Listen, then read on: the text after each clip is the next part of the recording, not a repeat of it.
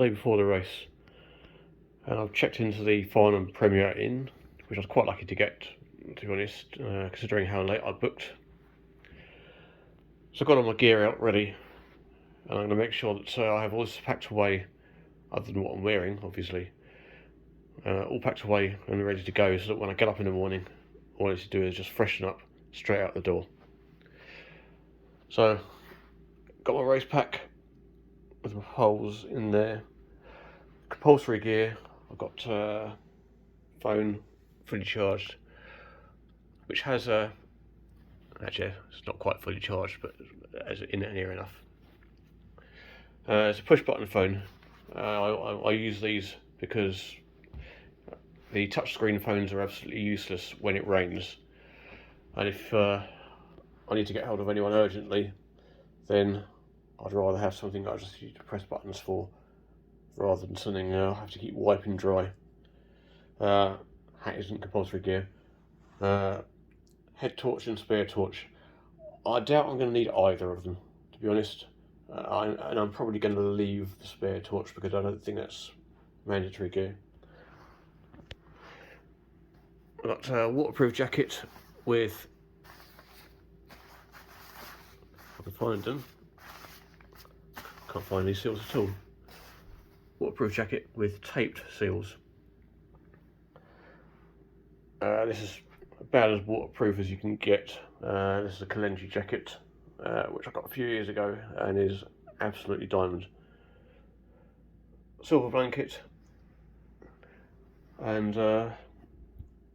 1 litre of, not water, one of these is water, one of these is CR7, the Herbalife stuff. And I have lift off there, which is effectively caffeine and other stuff. Sport and Science gels, I've got 4 there, 3 in there. Foldable cup because the race is cupless. These are my earpods. Factor 50 sun cream. It's going to be hot today. Hot today? It's going to be hot tomorrow. So I'm definitely going to need that. Vaseline for, yeah, you guessed it, making sure I don't take my skin off all my bits. Obviously my watch and my buff. So this is all I'm going to take with me. Over the other side here, oh actually no, I will be taking that, which is just my race plan, which I have for each checkpoint section. I have how hilly it is and my timings. I'm not going to take my waterproof trousers. There's about 15% chance of rain, so I'm also not going to take my gloves, which are in my drop bag. But I do have a spare pair of shoes, a spare pair of socks to change into at the end of the race, and the clothes that I'm wearing now, which will also go in this drop bag. So that is me set, and now I'm going to go and get some lunch. Now I'm going to go. All these highly qualified, highly trained, highly motivated runners, every single one of which is going to be in front of me. But here we are anyway. 9, 8, 7, 6, 5, 4, 3, 2, 1. Good luck, everybody. Have a great night.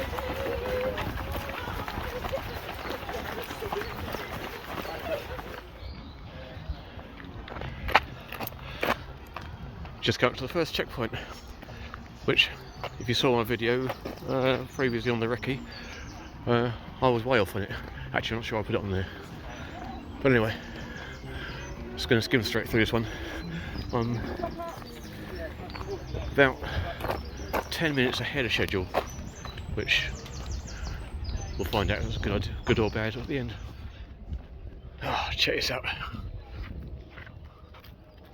Amazing view. Just approaching checkpoint 2, and I'm starting to feel it, but not too bad. And that was quite I think that was the second hardest in terms of elevation section. And now I'm going to put my poles away because I've got about 9.3 miles of flat. And I will stop at this checkpoint this time, see if there's some coke or something.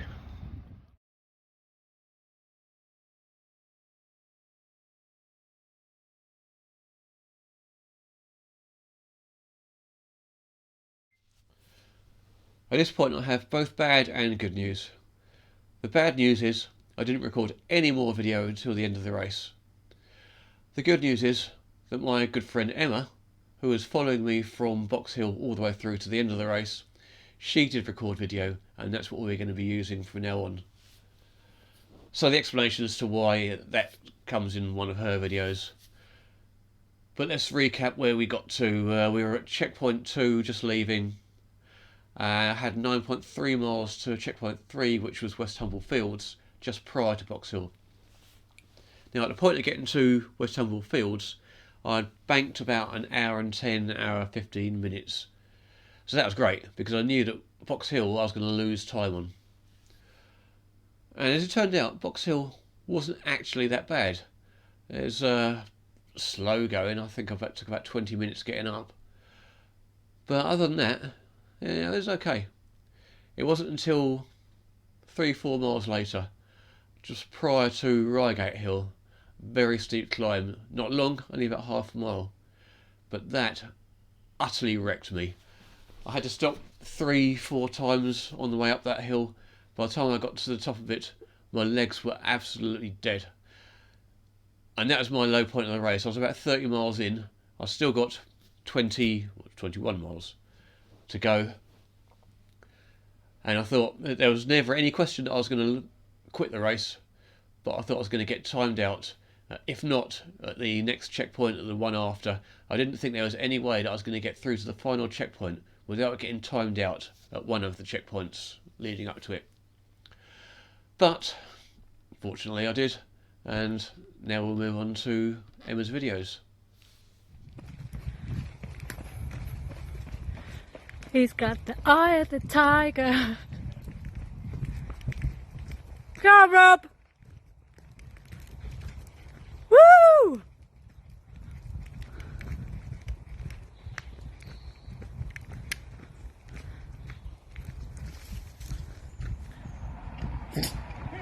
There he is. Alright, Rob. Hey. So, yeah, I was supposed to record every checkpoint, any points of interest, all that sort of thing. I recorded the start, I recorded checkpoint 1, I've recorded checkpoint 2, and that is it. I spent a lot of time chasing cut-offs, which has kind of preoccupied my mind. So my mate Emma here has recorded this video for me. Hello. We've been supporting me all the way through this. Yep. And he's an inspiration. very glad to see her in 6 miles at knockout pound. How's the old legs, Rob? Not too bad. I was expecting it to be a lot worse, especially with the lack of training that I've done in the last few months. But I'm going to finish it, whether it's within the time allotted. I've got hour and 43 now, 6 miles. Normally that wouldn't be a problem, but I am wrecked. What's the first thing you're going to do when you cross that line? Drink a can of Coke and eat a packet of Jaffa Cakes. Okay. No, Well, the first thing I'm going to do when I cross that line is give you a big hug to support me all this way. a sweaty hug. A sweaty hug. I look forward to it. Okay, well, good luck for the rest of your journey. Thank you. Woo! Go on, Rob!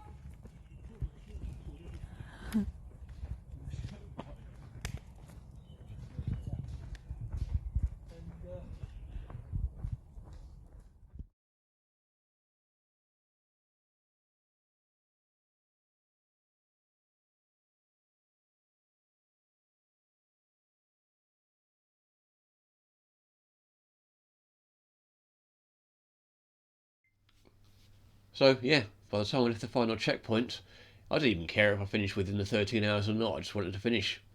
but 12 hours 50 and I was done. And I got my medal and I got my finishers t-shirt, which is great. So that's it. North Downs Way 50 done. But I can't sign off without giving you Emma's compilation. Shut up! Woo!